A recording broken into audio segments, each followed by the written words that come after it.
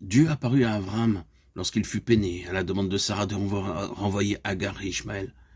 Quand Sarah vit Ishmaël se moquer d'Isaac, elle dit à Abraham, « Chasse cette servante et son fils, car le fils de cette servante n'héritera pas avec mon fils, avec Isaac. » Genèse 21, 10.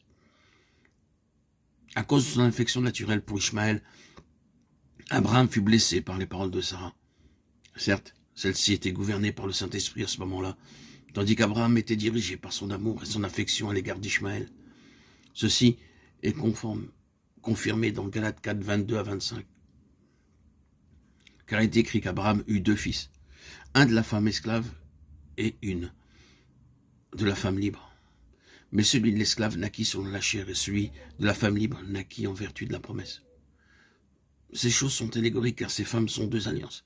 L'une du mont Sina, enfantant pour la servitude, c'est Agar. Car Agar, c'est le mont Sina en Arabie, et elle correspond à la Jérusalem actuelle, qui est dans la servitude avec ses enfants. Sarah avait appris une leçon après une expérience très amère. Elle avait elle-même offert Agar à Abraham, Genèse 16, 1, 9. 10 ans après leur sortie d'Our en Chaldée, elle avait attendu pendant 10 ans que la promesse de Dieu s'accomplisse. Mais voyant que cela ne se produisit pas, elle donna sa servante à Abraham, et Agar la méprisa. Sarah avait commis une faute parce qu'elle était gouvernée par sa vieille nature. Ayant appris son amère leçon, elle dit « Chasse cette servante et son fils ». Les chrétiens de nom, tout honorables qu'ils soient extérieurement, n'ont aucune part à l'héritage des saints dans la lumière. Beaucoup de chrétiens de nom sont très bons par nature, ils sont très affectueux, très agréables. Ils font de grands sacrifices et dépensent beaucoup d'argent dans l'œuvre du Seigneur. Mais il est triste de dire qu'ils ne sont pas nés de nouveau. Ils font dépendre leur salut de leur propre justice. Un jour, un homme de Dieu se tenait en un certain lieu chez une très belle famille chrétienne au cours d'une campagne d'évangélisation.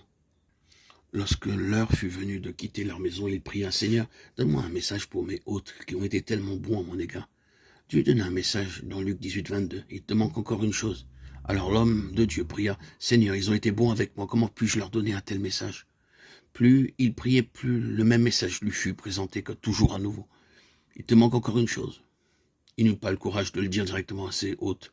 Il l'écrivit sur un bout de papier et l'épingla au rideau de la fenêtre. Puis il descendit au rez-de-chaussée, remercia ses hôtes et partit. Après son départ, la maîtresse de maison monta au premier étage et vit le morceau de papier agrafé au rideau de la fenêtre.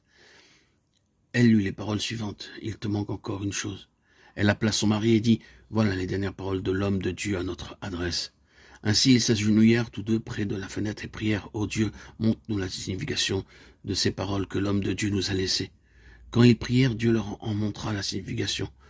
Comment jusqu'à ce jour ils n'étaient pas nés de nouveau, mais qu'ils dépendaient de leurs propres bonnes œuvres et de leur propre justice en vue du salut. Extérieurement, ils étaient de très bons chrétiens, pleins d'actes généreux, assistant à toutes les réunions, donnant régulièrement leur argent pour l'œuvre du Seigneur. Mais ils n'avaient pas accepté le Seigneur Jésus-Christ comme leur sauveur. Nous ne devrions pas permettre à notre sagesse ou à notre sympathie de nous tromper. Le but pour lequel Dieu apparut à Abraham dans Genèse 21 doit nous montrer comment nous devons être toujours dirigés par l'Esprit et jamais par la chair. Si vous voulez être l'ami de Dieu, ne permettez jamais à quiconque, père, mère, frère, sœur, enfant, ami, mari ou épouse de se placer en travers de la voie de l'obéissance à Dieu. De façon subtile, l'ennemi amènera ces objets de votre affection devant vous et parfois, les seuls pleurs de l'un d'entre eux vous empêcheront d'accomplir la volonté de Dieu.